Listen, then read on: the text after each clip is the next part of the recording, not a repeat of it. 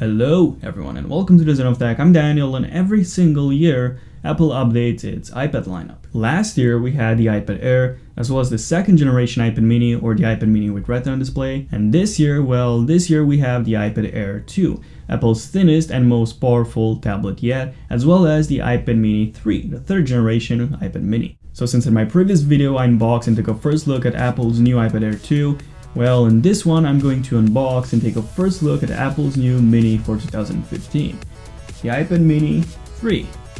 Enjoy.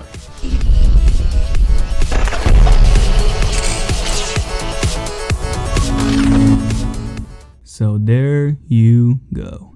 Meet the all-new iPad Mini 3 box. So when you take a first look at the box, you'll notice something interesting. Same as with the iPad Air 2 box, we get an image of how thin the new iPads really are. With the iPhone boxes, we got nothing. No image on the front for some reason. Maybe Apple ran out of ink or something, no idea. But the new iPad boxes definitely look better than the iPhone ones.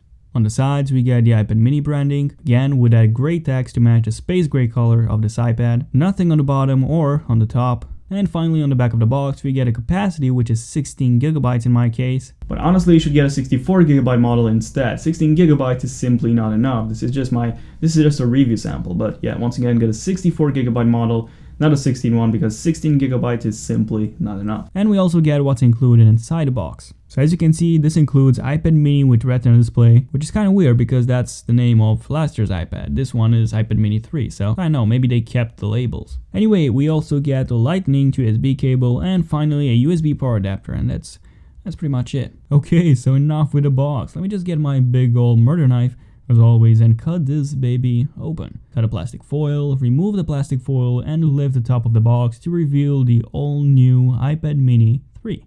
So there you go, the almighty iPad mini 3. So let me just put this to the side for just 1 second and take a closer look at what else we get inside this box. So the first thing which we get inside the box is this Designed by Apple in California booklet. Inside that we get a pair of Apple stickers, the warranty guide and the user guide. Then we get the Lightning to USB cable in order to charge and sync your iPad, and then we get this universal power adapter. And as you can see, we also get an adapter for this, in my case a UK one, but if you live in a different country, you'll get one which matches that country. But once again, you can basically attach any power head to this if you want. Unfortunately, we get no headphones with the iPads, which is quite a shame, but yeah, that was it. There's nothing left inside the box. Therefore, let's take a first look at Apple's third generation iPad mini. So when you take a first look at the all new iPad mini 3, you'll notice that it's not any different than last year's second generation model. It doesn't feature the iPad Air 2's thinner design, it doesn't feature the upgraded camera, hell, it doesn't even feature the iPad 2 specs. So we still get the same A7 CPU like we did with the second generation iPad mini and the same 1GB of RAM. So then what is different with the iPad mini 3? What is it? Well, in case you haven't already figured out, the only difference, the single difference between last year's iPad mini 2 and this year's iPad mini 3 is the fact that this one comes with the all new Touch ID sensor. And yeah, it also comes in gold, but other than that, there's literally no other difference.